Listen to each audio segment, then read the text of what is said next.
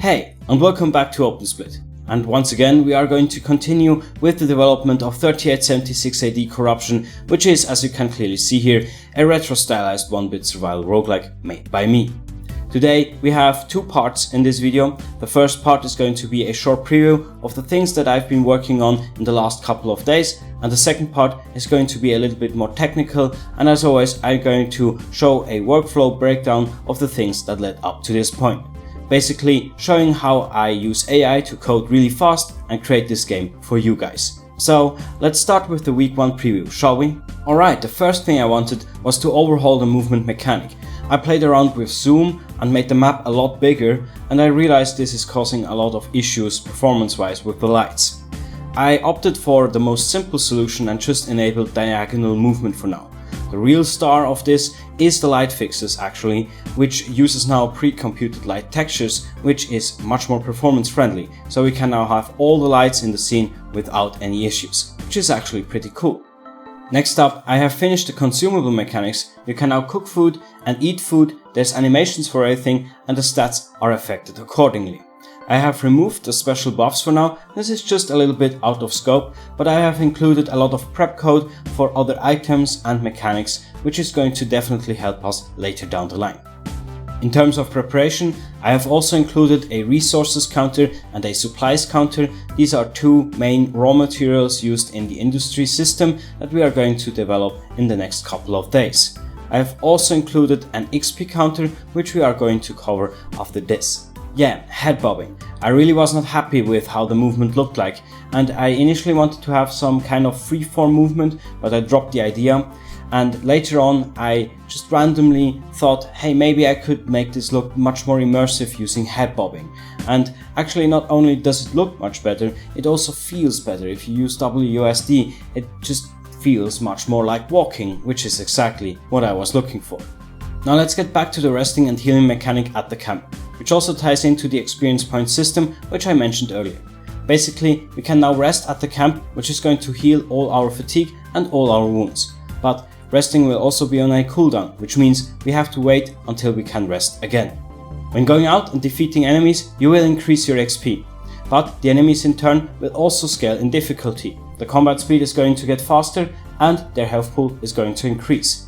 When resting at the camp, you can spend your XP into the attributes agility and precision, which are going to reduce the combat speed again and also increase the damage you deal.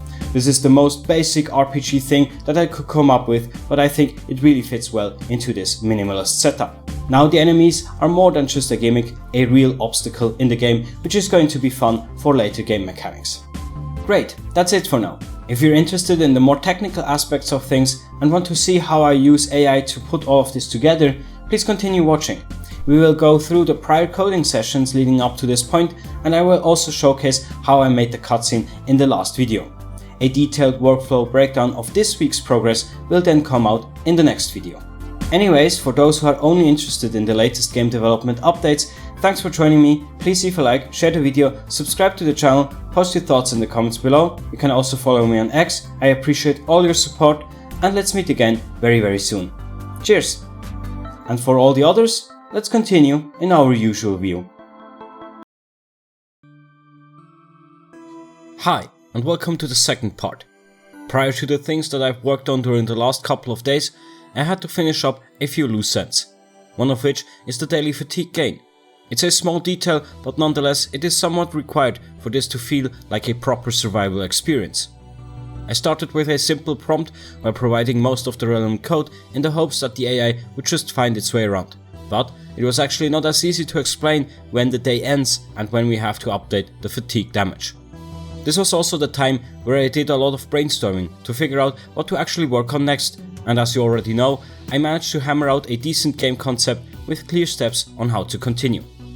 Back to the coding aspect, it was pretty much not possible to generate a code that would cover all fronts, so I figured out a different approach. Basically, I generated an observer which is going to track the day and night cycle progress bar and fire a function called daily fatigue once it's full. I then implemented this myself by utilizing existing code snippets that are used at other places to add fatigue damage. Okay, that's all I had to do here. Now we're one step closer to a true survival roguelike. I will cross this out of the list. Some people have told me that the fire effect could look better. The solution was to add a fire glow effect, which I thought would not be that hard to do, so I started to generate some code. The first result, as it's almost tradition by now, is not really usable at all. You can also see that I have started to focus on smaller details, which in hindsight the fire effect that I managed to pull off is really cool, but overall it was an expression of myself that I really kind of lost track of where I was actually heading. Creating effects like this will always cost a lot of time, and maybe if I were some crazy coding crack or something like an industry veteran, I would have been able to get this done much faster even without AI. But in reality, I'm really just trying to figure things out as I go along. The way AI works in this case, at least for me, it's just an insane speed boost. Almost all the things here I could do myself as well, but it would have just taken so much longer. Now I'm unbound and I can really bring my visions to life, which is just awesome. In the end, as you can see, I managed to create a decent looking fire glow effect, and the only thing I needed to do is tweak the values a little bit to make it fit properly into the scene. The last thing I did prior to the cutscene were just a few improvements of the cooking and eating system. Not only was I aiming for a decent looking cooking animation, I was also making plans for combat and movement buffs. I really wanted the food or items in general that you consume or use have a real impact on how you play the game. As you already know, I removed these buffs later on as they are just out of scope for now. There are actually a lot of ideas I have how the combat in the game could be much more interesting and much more tactical, but I have to focus on the core game mechanics and nothing else.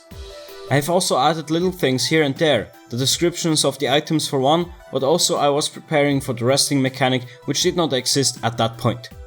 I was really struggling with a clear idea of how all of this resting, cooking, eating and combat would finally come together, and I was probably also halfway into the creation of the cutscene by now. Eventually I managed to get to a stage where I was sort of happy with how the UI looked like and how the cooking system worked. I was confident that this would be a good starting point for future game mechanics, and it turned out to be right on the money. In the end, I'm just testing out if everything works as expected, and while cooking is now possible, eating will be for another time.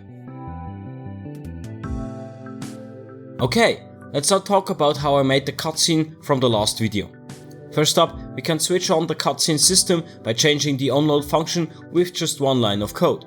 I specifically wanted to program this in a way that it would not interfere with the rest of the existing systems, which was really only possible as easily as it sounds because of AI. To get to this point, I had to go through multiple iterations. That's also the reason why I haven't recorded this like I do all the other things. I basically was never really sure if I would be able to get this to work the way I imagined it. With some initialization code provided, we can go back in time and see what I managed to achieve in the process. But before we can see anything, it's important to provide all the parameters. We need a direction and also set enable to true. Now we can see the first endless scroll effect that I was able to generate. Let's move this over and go through all the different versions. This should be fun. In the next implementation, I was able to add the glow points on the tiles back in. They do not yet affect the darkness overlay.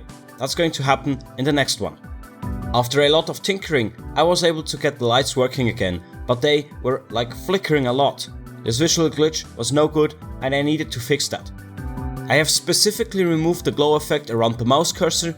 The effect that I was trying to achieve here was complicated enough and the AI was often confused what to do with the mouse, so I simply got rid of it. After that, I was ready to start adding the car sprite. And to be honest, that was actually as far as my initial vision went. But I was already having so many new ideas to make this look even better. I couldn't just stop now. Here we're actually going to skip one version as there is no visual change and go over to adding headlights, because why not? It just made sense to include that. Finally, I had a reason to play around with different biomes. I would have never expected this to work out, and I must be truthful, it was really a pain to get all of these systems working together correctly. The real challenge was to get these different biomes to transition into each other. The code structure was really the problem here. I distinctly remember that the way new tiles were generated was by using a filter. This made it impossible to add new tiles. I had to rewrite this part of the map generation code, and only then was it actually possible to get the biome transitions to work. So in this last implementation, I basically just created the biomes that we can see in the final result. There is still no randomization in this version, and transitions weren't quite there yet. But, as you know, everything turned out great in the end, and actually way better than I was expecting. The only thing now I had to do was just write the story and play some music. Okay, that covers pretty much everything. Thanks for sticking with me until the end. I hope you enjoyed the ride as always. Stay tuned for more, and let's meet again in the next one. Cheers!